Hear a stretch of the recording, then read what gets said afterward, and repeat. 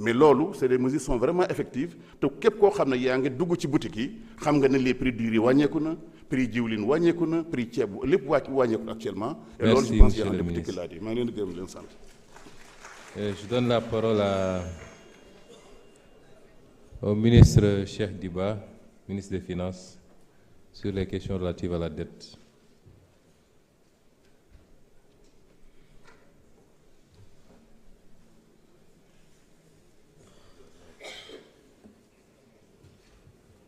Je vous remercie, Monsieur le Premier ministre, de m'avoir donné la parole.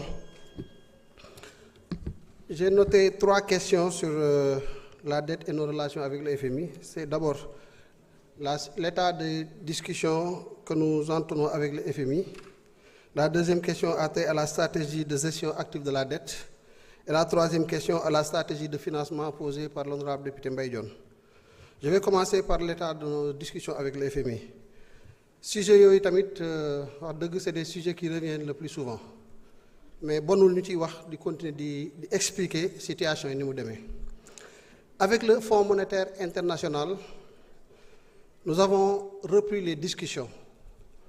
Le 19 janvier 2026, j'ai reçu la nouvelle chef de mission du FMI pour le Sénégal, Madame Vera Martin Mercedes. Mu àndaloon ak l'ancien chef de mission Edi Gamayel pour procéder à une sorte de passation de service. Ñu waxtaan un peu sur la situation de nos discussions et quelles sont les prochaines étapes. Li ma mën a wax ci discussion avec le Fonds monétaire te li koy confirmer mooy la rencontre que j'ai eue il y a 2 semaines avec Madame Kristalina Georgieva qui est la directrice générale du Fonds monétaire à Alula en Arabie Saoudite mooy que les discussions se passent très bien.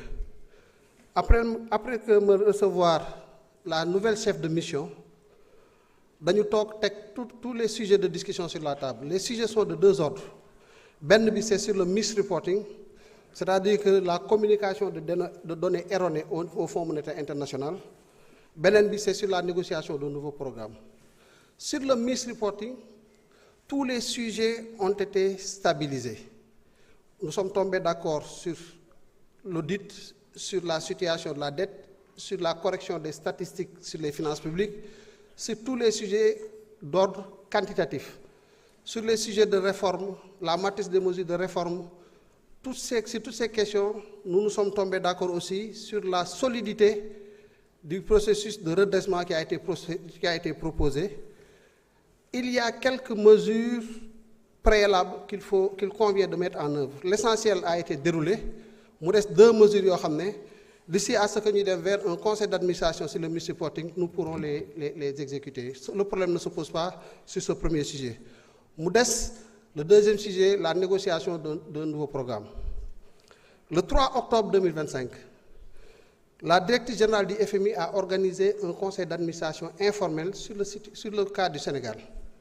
Ci conseil d'administration informel boobu ñu acté tous les points yi nga xam ne wax naa ko léegi. Ba mu ñu joxe autorisation au fonds, aux équipes du fonds pour pouvoir discuter et négocier un nouveau programme. Ñu commencé ko en marge de l'assemblée annuelle du Fonds monétaire et de la Banque mondiale bi amoon à Washington. Fa lañ commencé discussion yi fondamentalement mi ngi porté sur le cadrage macroéconomique et budgétaire. Cadrage macroéconomique dama koy faral di fàttali mooy une économie est composée de 4 secteurs. Secteur réel, secteur extérieur, secteur des administrations publiques et le secteur monétaire et financier. Bu ñu waxee secteur yooyu dara secteur réel mooy li ñuy wax ay croissance économique ay inflation ainsi de suite. Quels sont les secteurs qui composent la croissance? Sur ces questions-là discussion yi sori nañ. Il y a des divergences que nous avions avec le fonds fondamentalement sur le cadrage, sur le niveau de projection de la croissance économique. Ñu di ci débattre di waxtaan. On n'est pas souvent d'accord parce que nous considérons que les hypothèses du fonds sont pessimistes sur la situation économique du Sénégal et le fonds considérait que nos hypothèses étaient optimistes. On a travaillé à rapprocher les positions, mais vraiment en profondeur. Et ce que je puis vous assurer, moi, que le vendredi passé, le Fonds monétaire a mis à jour son cadrage macroéconomique qu'il nous a envoyé. Dans les prochains jours, peut-être d'ici la fin de la semaine, nous pourrons discuter sur ce cadrage macroéconomique-là et puis arriver aux résultats qui vont nous permettre de finaliser cette discussion-là. Ce qu'il faut comprendre, c'est que le résultat du cadrage macro bi ñu am ak FMI bi lan mooy importance bi, et c'est là où il y a les grands enjeux. C'est sur le volume de financement